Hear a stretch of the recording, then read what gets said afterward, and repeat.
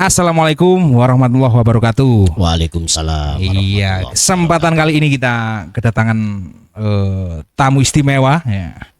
Ahli hukum pidana, juga sebagai dosen, ya, akademisi, juga sebagai salah satu ketua Sekolah Tinggi Ilmu Tarbiyah Raden Wijaya, Kota Mojokerto, di bawah naungan NU Kota. Di bawah naungan NU Kota, istimewa ini. Ya, kesempatan kali ini isu yang lagi hangat di Mojokerto, ya, Pak Dr. Imron. Selamat datang di Moralita, podcast investigatif yang membedah tuntas persoalan hukum dan keadilan dari sudut pandang yang tajam dan independen. Saya Alif Moralita akan menemani Anda menyelami sebuah peristiwa hukum yang sedang mencuri perhatian publik kali ini, tentang ini lagi hangat kasus pencurian kabel milik Telkom yang di Pacet Mojokerto kemarin itu, yang ternyata belum berujung pada penahanan pelaku. Kemarin sempat dari teman-teman Korem, teman-teman TNI mengamankan 5 pelaku dan sudah diserahkan di Polres Mojokerto. Tapi kemarin informasi yang kami himpun bukan dibebaskan ya, tapi tahanan luar lah ya, jadi wajib lapor seperti itu. Bahkan tadi sore juga sudah Kasat Reskrim dari Polres Mojokerto sudah menyatakan hal demikian. Awal ya Pak Dr. Imron, ya. Ini yang saya tanyakan juga mewakili publik, menanyakan tentang kita konsen fokus di hal ini, bahwa publik dikejutkan dengan kasus pencurian kabel tembaga milik Telkom. Ini kabelnya ini memang sudah tidak difungsikan. Ini kabel tanam ya milik Telkom, tapi ada oknum yang mengambil kabelnya itu sehingga untuk keuntungan pribadi seperti itu ya. 5 pelaku ditangkap dengan barang bukti, namun belum juga ditahan karena alasan belum ada laporan resmi dari Telkom. Tapi tadi sore sudah datang melapor. Bagaimana Pak Dr. Imron, panjenengan melihat aspek hukum dari awal dari kasus ini? Oke, Assalamualaikum warahmatullahi wabarakatuh. Waalaikumsalam warahmatullahi wabarakatuh. Selamat malam Mas Alif di moralita.com. Malam ini saya diundang untuk melihat kasus yang lagi menjadi sorotan publik di Mojokerto terutama ya. Sebelum saya memberikan jawaban terkait dengan kasus tersebut, perkenalkan tadi sudah disampaikan, saya sebagai dosen hukum pidana di Fakultas Syariah dan Hukum UIN Sunan Ampel Surabaya, sekaligus sebagai ketua STIT Raden Wijaya Mojokerto di bawah naungan Nahdlatul Ulama Kota Mojokerto. Tidak menutup kemungkinan Kabupaten Mojokerto NU juga welcome untuk belajar studi di situ sebagai ilmu tarbiyah. Kalau sampai nanti tanya apa hubungannya orang hukum dengan tarbiyah, itu tidak connect, tapi kan tidak apa-apa, namanya berjuang untuk pendidikan dan kepada masyarakat, bisa berkhidmat di lembaga atau organisasi keagamaan NU Kota dan Kabupaten Mojokerto. Benar sekali. Ya, karena saya ini orang PMII sejak mahasiswa, aktivis PMII 90-an ini. Ya, tahun 90-an, sehingga jiwa PMII dan aktivis itu tidak bisa hilang. Itu yang melatar belakangi di sisi lain bahwa saya konsen di dunia hukum itu ya ngeri-ngeri sedap. Dalam arti di satu sisi saya melihat keadilan itu seperti ini, di sisi lain kadang-kadang terjadi satu ketidakadilan dalam tanda petik yang sering kita dengar, kita lihat, kita jumpai di masyarakat. Itulah kemudian saya ingin berkontribusi di dunia hukum itu, ingin melihat paling tidak memberikan pendapat-pendapat hukum yang dirasa oleh masyarakat itu adalah penting, dan paling tidak memberikan satu edukasi ya. Iya, edukasi kepada masyarakat. Edukasi pada masyarakat. Jadi kembali kepada pertanyaannya Mas Alif, kalau pencurian kabel yang ditengarai milik PT Telkomsel, Telkom. ya, Telkom. Saya kembali bertanya begini, apakah benar itu kabel itu milik PT Telkom? Yang kedua, apakah kabel ini benar-benar sudah tidak difungsikan dan dianggap dalam tanda petik lagi sudah sampah? Atau diambil orang, dipergunakan mereka entah untuk apa? Kalau itu misalnya saya punya milik saya ya, sepeda motor misal, atau sesuatu yang dianggap itu orang menganggapnya, wah ini kalau dijual berapa? Tapi bagi saya buang, misal. Iya. Nah ini kan menarik di situ. Saya khawatir kita melihat ini harus lebih dalam ya, dalam perspektif yang lebih komprehensif. Benar. Jadi kalau memang itu dengan PT, kalau saya membaca di berita loh ya, Iya. Polres atau pihak kepolisian menganggap tidak ada yang lapor. Benar. Barangkali pihak kepolisian atau Polres Mojokerto menganggap tidak ada yang lapor karena dianggap itu sudah sampah mungkin. Karena saya juga membaca di berita itu milik Telkom itu sejak 1971. Karena terlalu lama, sudah 50 tahun sekian, ya setengah abad, mungkin sudah dibuang. Atau seperti besi atau apa, rel spur itu, kereta api. Rel kereta api yang untuk tebu ya. Nah itu. Pabrik gula. Tidak jauh beda dengan itu. Walaupun saya tidak menganalogikakan. Itu kan juga milik kereta api ya. Iya, KAI. Sampai sekarang KAI kan ada. Juga besi-besi yang dulu dilewati oleh kereta api pada zaman Belanda dan ini, sehingga masih banyak tersisa rel-relnya yang tersisa itu di mana-mana tempat. Saya melihat begitu, sehingga diambil oleh orang yang mereka itu tidak punya niat untuk mencuri hal itu, karena dianggap itu adalah besi yang tua dan besi yang dianggap sudah tidak berfungsi. Maka dianggap rosokan atau apa. Nah, pertanyaannya lagi, apakah PT Telkom itu benar merasa itu miliknya? Ini yang harus saya klarifikasi agar saya objektif melihatnya, tidak subjektif. Kalau memang itu benar miliknya Telkom karena masih berfungsi dan lain sebagainya, ya otomatis kalau milik secara legalitas milik orang lain ya dianggap sebuah pencurian karena bukan hak miliknya. Nah, ini Mas Alip yang saya juga masih belum tahu itu.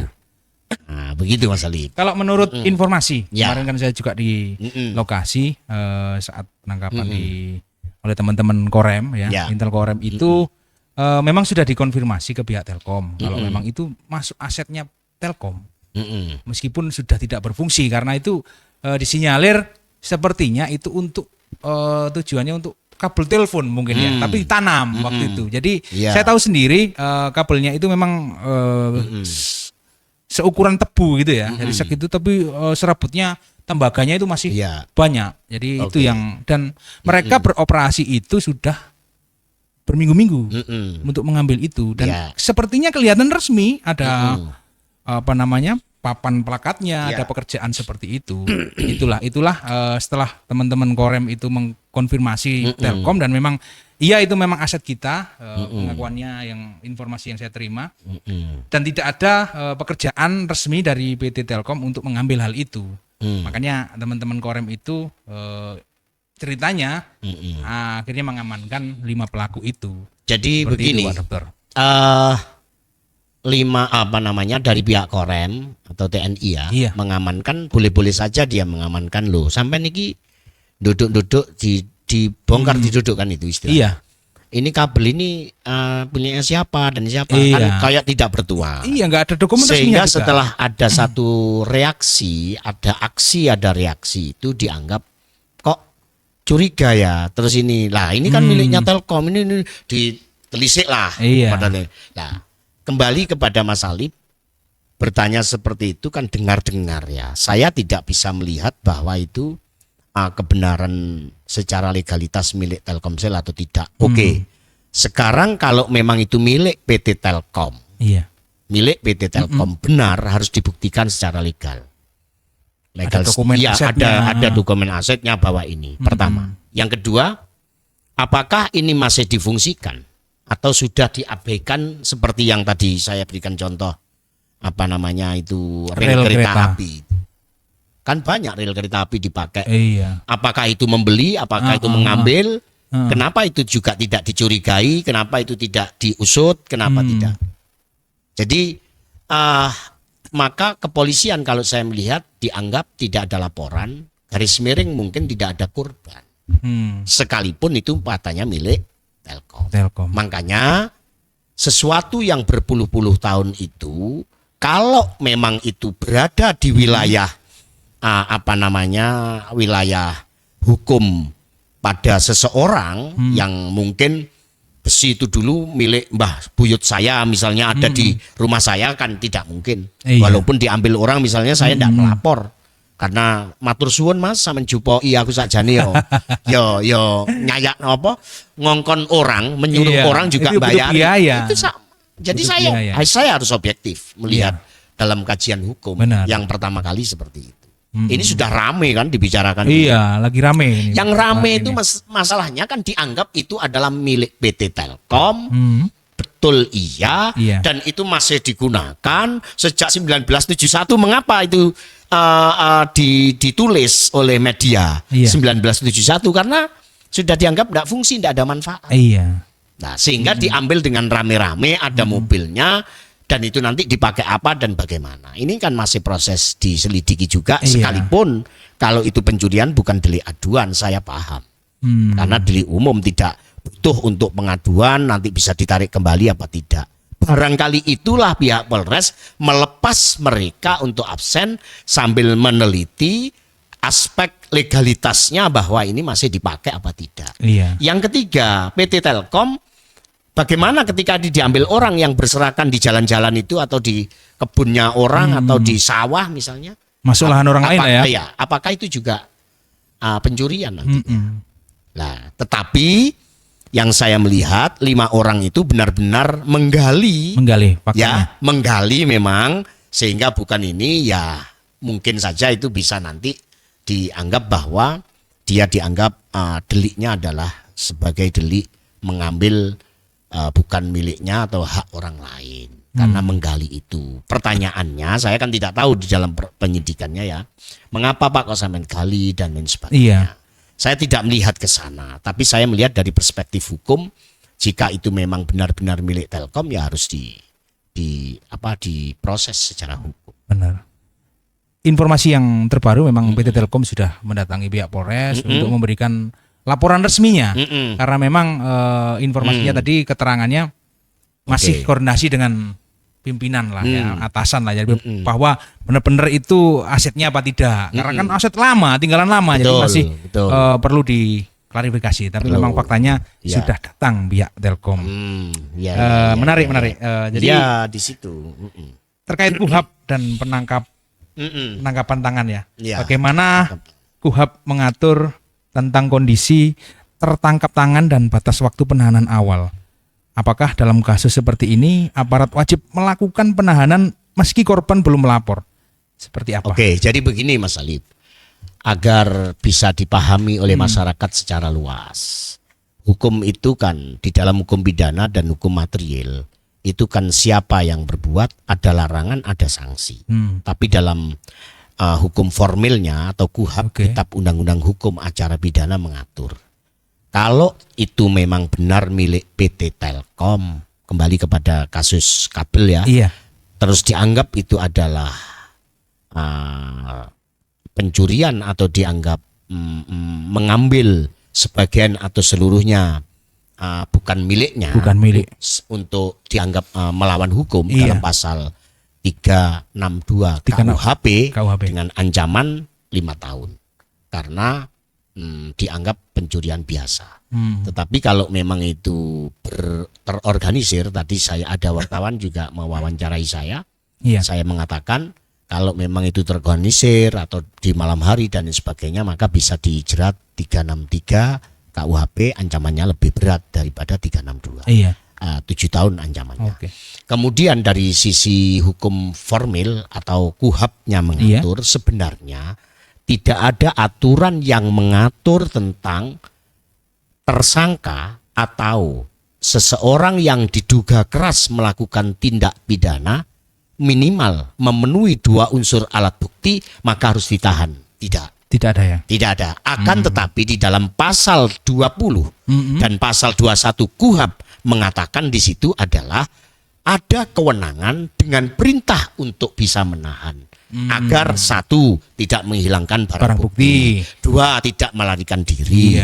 3, dia tidak akan melakukan kembali. Dengan kekhawatiran itu bisa dilakukan penahanan. Agar tidak ada resiko.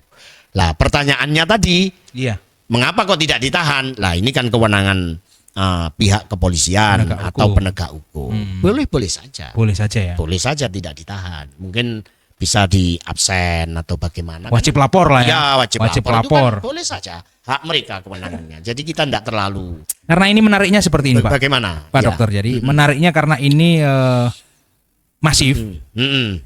Saya sempat mewawancarai beberapa pelaku ya. Saya tanya. Gimana Pak kok sampai melakukan hal itu? Katanya memang dia nggak tahu. Jadi seolah-olah ada bosnya. Saya hanya pengakuannya seperti ini. Saya hanya menerima perintah pekerjaan dari bos saya, Mas. Jadi seperti itu. Jadi dia nggak tahu kalau pekerjaan itu ilegal sebenarnya. Seperti itu. Jadi itu kan dan ini masif. Saya lihat tadi beberapa kepala desa juga telepon saya, loh Mas, kalau benar seperti itu di tempat saya juga ada gitu loh. Jadi kalau memang ini masif dan dilakukan terstruktur, ini kan juga menjadi presiden nantinya bagaimana penegakan hal-hal seperti ini. Karena beberapa modus juga bukan hanya kabel loh, tapi tiang listrik, tiang apa namanya? Telkom itu juga diambil gitu loh. Dan lagi-lagi ini yang menarik Mas Alif. Kalau memang benar itu disuruh ada bos di belakangnya, ini yang menarik memang.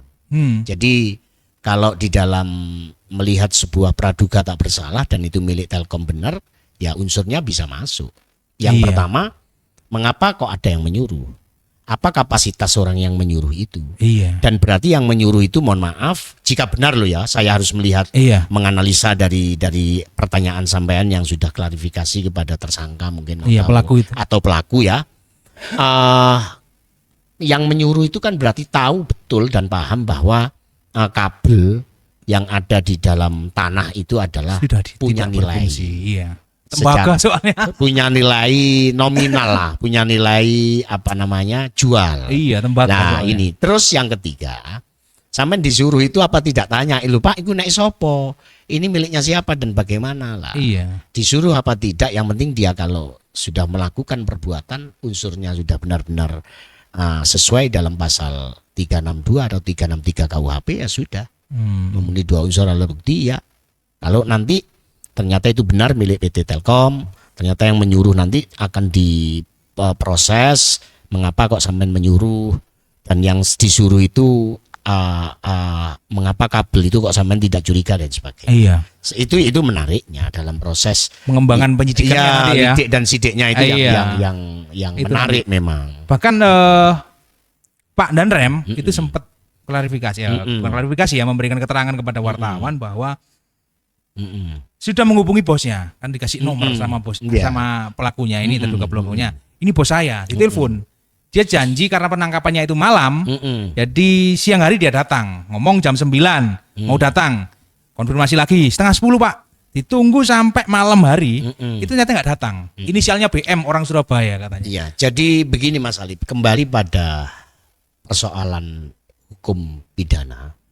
Di dalam ilmu hukum pidana itu kan apabila ada perbuatan dan perbuatan itu ada larangan, dan larangan itu ada sanksi, dan itu unsurnya masuk, sudah terpenuhi ya? Sudah terpenuhi. Kalau di dalam KUHP pasal 184 KUHP minimal 2 unsur alat bukti, mungkin ada saksi, ada pelapor, atau ada barang bukti, atau orang yang melihat bahwa dia ada pelakunya, ya sudah minimal 2 unsur alat bukti. Sudah terpenuhi. Kalau memang ya terpenuhi, kalau memang itu benar-benar dibuktikan secara legalitas bukan miliknya.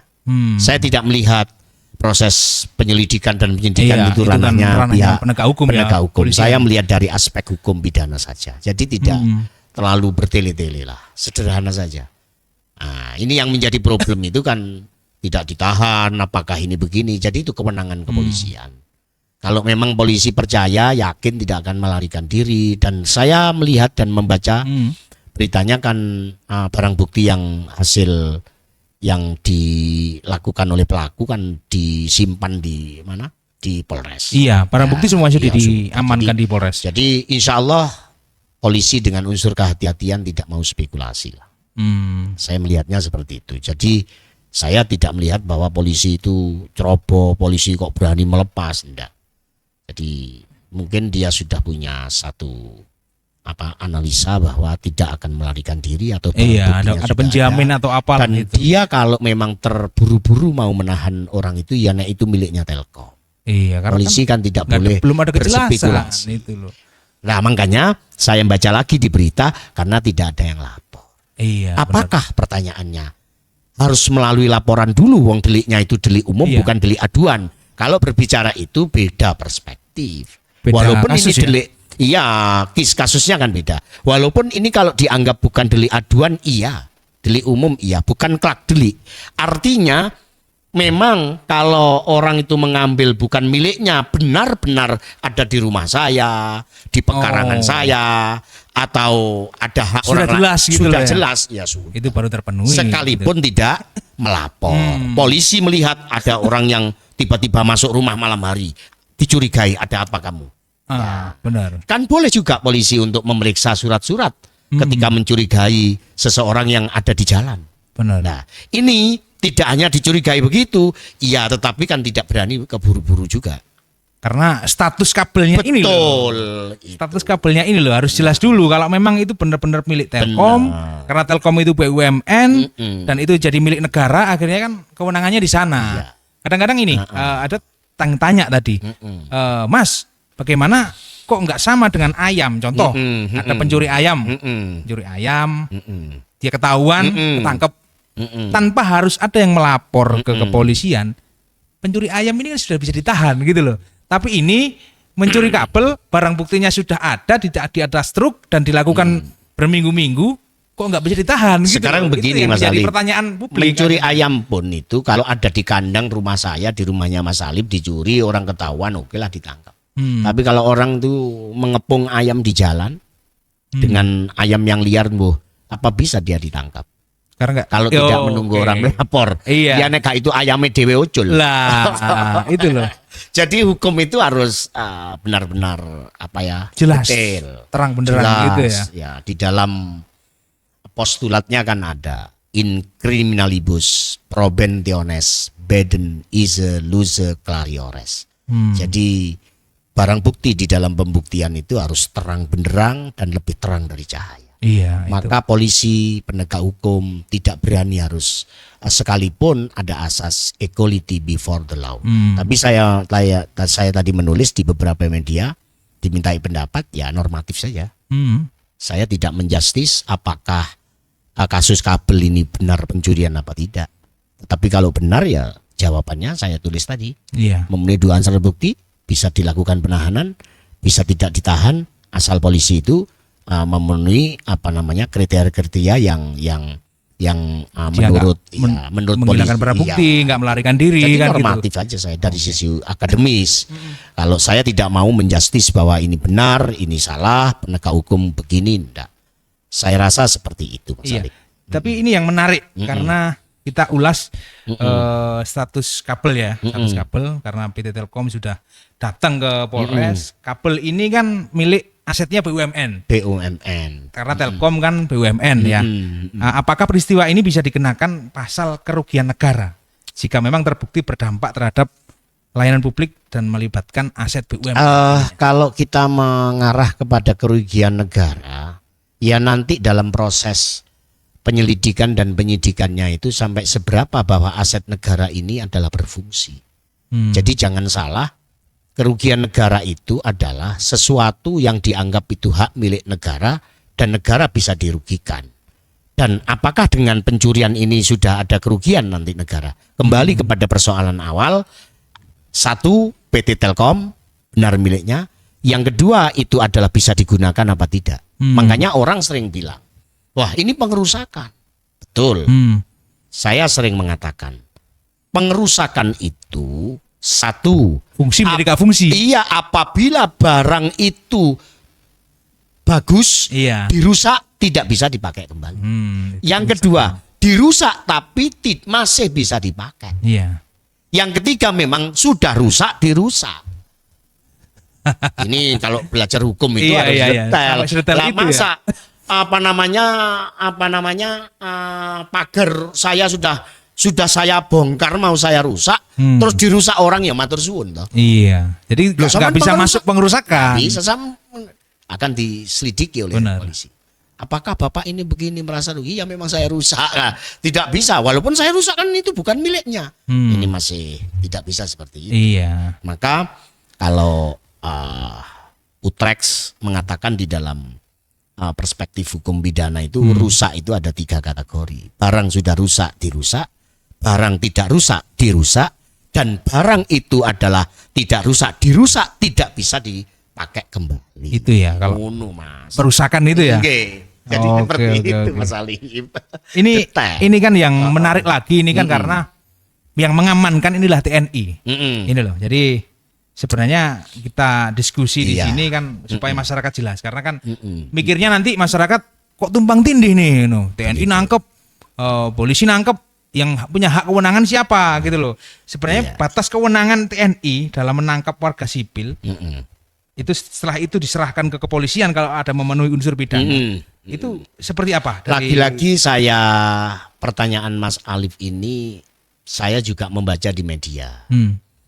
Di mana TNI yang masih aktif kalau tidak salah itu menangkap 5 pelaku dan dibawa ke mana ini? Korem ya. Korem 082 CPYJ. Iya. Ya. Di tim Intel Korem. Jadi kenapa Korem itu juga dibawa ke sana? Tidak langsung diserahkan kepada kepolisian. Apakah tersangka itu ada keterlibatan TNI yang aktif apa tidak? Tidak dijelaskan dalam berita itu. Yang jelas saya membaca Intel Korem 082 Mojokerto menangkap 5 pelaku sehingga itu tidak diserahkan ke Polres apa tidak saya enggak. Diserahkan lah. Setelah diserahkan diproses bahwa pelaku itu dilepas, tetapi kan barang buktinya sudah ada di sana. Sudah ditahan di Polres. Kalau tadi pertanyaannya Mas Alif apa? Kewenangan TNI dalam menangkap warga sipil ini. Ya boleh-boleh saja siapapun. Buktinya kan diserahkan kepada kepolisian. Iya. Kalau memang 5 pelaku itu misalnya TNI aktif ya dia diproses di militer, pengadilan militer. Sesuai dengan KUHAP mengatur tentang peradilan militer dan seterusnya dan seterusnya. Begitu Mas Ali. Oke, mantap itu Pak Dokter ya. Jadi kurang sedikit ini jadi yang kita tanyakan karena biar masyarakat nanti jelas ya, biar tidak menjadi pertanyaan yang bingung gitu loh ya. Karena ini terkait kemungkinan ya. Apakah dalam konteks ini jika ditemukan indikasi dari intervensi dari pihak luar atau pembiaran oleh aparat ya, pasal hukum apa yang bisa digunakan untuk mengusutnya? Jadi ini loh. Jadi takutnya ini ada intervensi dari oknum ya. Jadi sehingga menyebabkan penyidik ini untuk ini tidak kenceng begitu dah. Iya, jadi intervensinya ini pasal hukum apa yang bisa digunakan jadi untuk begini, mengusutnya? Mas Alif. Tadi kembali kepada persoalan awal ya. Berdasarkan pasal 21 ayat 1 Kitab Undang-Undang Hukum Acara Pidana. Ya. Perintah penahanan terhadap seseorang tersangka atau terdakwa yang diduga keras melakukan tindak pidana berdasarkan bukti yang cukup dilakukan dalam hal satu, adanya keadaan yang menimbulkan kekhawatiran bahwa tersangka akan melarikan diri, ya kan? Benar. 2, adanya keadaan yang menimbulkan kekhawatiran bahwa tersangka akan merusak atau menghilangkan barang bukti. 3, adanya keadaan yang menimbulkan kekhawatiran bahwa tersangka akan mengulangi tindak pidana. Berkaitan dengan pertanyaan sampean oknum yang intervensi dan sebagainya, saya tidak bisa untuk melihat itu. Jikalau itu ada dan terlibat, semua akan diproses. Gitu ya. Tidak mandang bulu. Oke. Hukum tidak melihat apakah ini seorang TNI, apakah ini seorang yang kuat, apa siapapun akan diproses. Pasti. Apabila itu memang benar-benar tindak pidana dan dilakukan oleh seseorang tersebut adalah bukan miliknya dan unsur deliknya itu sudah terpenuhi, pasti akan diproses. Iya. Lebih lanjut. Karena kita menarik lagi Pak Dr. Imron tadi ngomong soal pengerusakan ya. Jadi kita ngobrol tentang 406 KUHP alias perusakan aset publik ya. Jika kabel ini yang diambil dirusak rusak ya saat penggalian. Ya. Apakah dapat juga dikenakan pasal 406 KUHP tentang perusakan barang milik orang lain? Begini Mas. Tadi saya katakan 406 itu substansinya dalam pasal KUHP 406 itu bukan seperti itu. 406 itu adalah sebagian barang hak milik sebagian milik orang lain dan atau milik saya. Contohnya begini. Saya misalnya punya sepeda motor, punya mobil, punya barang apa, itu sebagian milik sampean, sebagian milik saya. Pertanyaannya, bagaimana ketika saya rusak barang itu? Apakah sampean bisa melapor? Wong sampean juga punya hak di sana. Itu yang dimaksud di dalam pasal 406. Ancamannya 2 tahun 8 bulan kalau tidak salah. Jadi kalau 170 berbeda lagi. Iya. Ya kan? Ini aset publik soalnya kan? Ya, jadi aset publik ini murni tidak ada kaitannya dengan 406. Kalau 406 itu ada sebagian barang hak milik orang lain. Join lah kita. Kita join lah ya. Betul. Kalau seperti itu dan itu pun ancamannya tidak ada 5 tahun. Ini 2 tahun 8 bulan. 2 tahun 8 bulan. Ini terkait ini kita analisa lebih dalam lagi. Jika memang ditemukan bahwa ada oknum institusi perusahaan dalam kaitan ini Telkom ya, yang terlibat menyuruh, mempekerjakan, membiayai para pekerja ini untuk mengambil kabel itu tadi, apakah dapat dijerat sebagai tindak pidana korporasi? Begini Mas Alif, kalau sampean bertanya kepada korporasi, corporate itu adalah ada satu lembaga. Jadi ada strict liability ya. Di dalam konteks hukum berbeda tentang korporasi dengan tindak pidana umum. Ini larinya. Apakah lex spesialis? Ya bukan lex spesialis, tetapi korporasi ini adalah aset yang ada di dalam sebuah perusahaan. Di mana ada orang yang melakukan dan tidak melakukan, atasan bisa bertanggung jawab dan mempertanggungjawabkan perbuatan terhadap staf atau anak buahnya. Tahu atau tidak tahu, secara otomatis itu disebut sebagai strict liability, maka tidak menunggu adanya satu korban. Yang dilihat itu adalah berbeda perspektifnya kalau sampean tanya ke sana. Jadi ini tidak ada hubungannya dengan korporasi ya. Korporasi tidak. Tapi yang jelas yang nyuruh ini nanti berpotensi untuk diproses secara hukum ya. Kalau ini lembaga itu masih aktif, ada aset, kemudian digelapkan. Makanya korporasi itu juga sulit di dalam penegakan di Indonesia. Sekalipun KUHP baru sudah mengatur tentang korporasi. Mengapa kok sulit? Kan harus dihentikan dulu semua karyawan. Kalau karyawannya itu 500 harus dihentikan, makan apa dia setiap hari? Karena ada keluarganya dan ekonomi di sana. Maka korporasi sekarang rata-rata dijerat pasalnya pasal 372, 378 di pasal-pasal itu. Pasal-pasal yang karena umum ya. Sana itu harus ini. Tapi nanti di KUHP yang baru itu lebih spesifik untuk membahas kaitannya dengan korporasi. Itu Mas. Jadi ini tidak bisa untuk dilihat dari perspektif korporasi. Jadi ini adalah mungkin mengacu kepada 362, 363 dan seterusnya. Itu Mas Alif. Jadi tindak pidana korporasi belum sampai sana ya, cuma memang kalau korporasi itu begini loh Mas Alif. Jadi orang yang melakukan itu juga tak terpisah di dalam sebuah lembaga tersebut. Kalau di negara korupsi, kalau di swasta korporasi. Bedanya di situ. Lah kalau swasta kemudian harus disita oleh negara seperti korupsi, ya seperti jadi debt collector nanti. Jadi dikembalikan kepada siapa? Bukan milik negara. Tapi ini BUMN soalnya. Nah, ini yang melakukan kan bukan staf karyawan dan sebagainya. Walau begitu loh. Benar. Jadi walaupun yang menyuruh pun itu misalnya pihak Telkom, sama. Ya tidak. Oknum lah ya, oknum. Iya, oknum ya tidak bisa seperti itu juga. ya dia paling dijerat berkaitan dengan 55 apa 56. Pasal 55 itu ya, jadi turut Seperti serta itu. ya. Jadi ancaman karena hukumnya sama ini nantinya. tidak aktif, Mas. Jadi karena kabelnya ini iya setnya ini tidak aktif, tidak difungsikan, tidak fungsi. difungsikan dan tidak menjadi satu aset yang dianggap PT Telkom memiliki, ini adalah aset yang begini. Kan oke. masih dalam proses penyidikan juga. Jadi ini harusnya PT Telkom ini harus ini ya. Sekarang pertanyaan saya begini, misalnya kalau kita Gimana, lebih gimana? detail, apakah kabel tersebut ada di dokumen itu adalah PT Telkom, itu juga repot. Kan tidak bisa untuk mengatakan iya itu milik saya. Lah memang itu milik Telkom, buktinya milik siapa lagi? Apakah bisa dibuktikan bahwa itu kabelnya Telkom. Sekalipun itu iya. Iya itu kan dalam pelihatan saja. Iya. Seperti mengatakan bahwa sepeda motor itu miliknya Mas Alif. Mana buktinya kalau milik sampean? Ini BPKB-nya, Lah. ini STN gitu kan ya. Loh bukan Oke. namanya Mas Alif kan dulu sudah saya beli. Mana kwitansinya? Jadi ini yang Jadi dikejar sampai sana nantinya ya. Betul. Jadi makanya kembali lagi bahwa aset itu diakui sebagai milik PT Telkom. Harus ada dokumen Lebih legalitas yang detail jelas. harus ada bahwa itu adalah asetnya Telkom. Oke. Jelas begitu loh Mas Alif. Benar. Ya. Oke, mantap. Begini. Jadi ini kajian.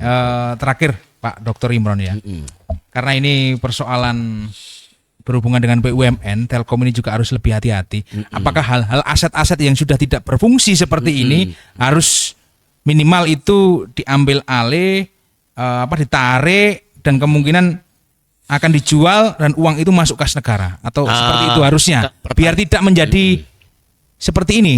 Begini, apakah ditarik dijual itu bukan kapasitas saya menjawab. Yang jelas kalau memang itu masih bisa dimanfaatkan dan lain sebagainya biar tidak terulang bahwa itu asetnya Telkom, apakah seperti kereta api tadi, yaitu sudah aturannya biar negara yang mengatur terkait dengan aset-aset Telkom tersebut. Oh, iya. Jadi agar bisa difungsikan atau tidak diambil orang lain dan mungkin perlu diumumkan. Jadi saya kan banyak real tadi yang diambil orang itu. Iya. Apakah itu dulu mau beli atau enggak saya kan enggak tahu.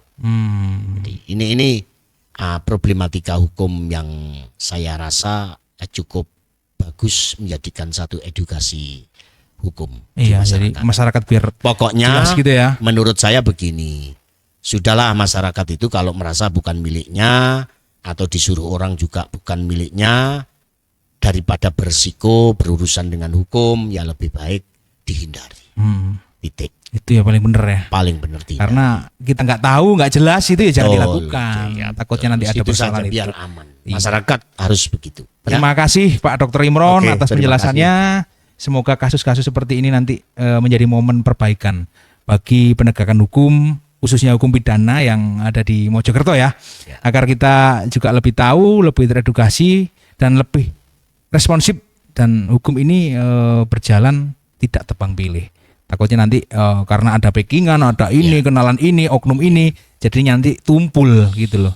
Itu saja sih. Saya pikir Pak Dr. Imron ini adalah juga diketahui dulunya adalah seorang aktivis PMII tahun 90-an. Jadi memang concern sekali tentang hukum pidana, meskipun juga sekarang menjadi sekelas rektor ya di Setit Tarbiyah. Jadi seperti itu. Oke, Terima Mas kasih Adi. Pak Dr. Ya, Imron. sama-sama, mudah-mudahan Sukses bermanfaat. selalu ya. Amin. Jadi tetap mengkritisi sebuah kejadian-kejadian yang berhubungan dengan hukum di Mojokerto.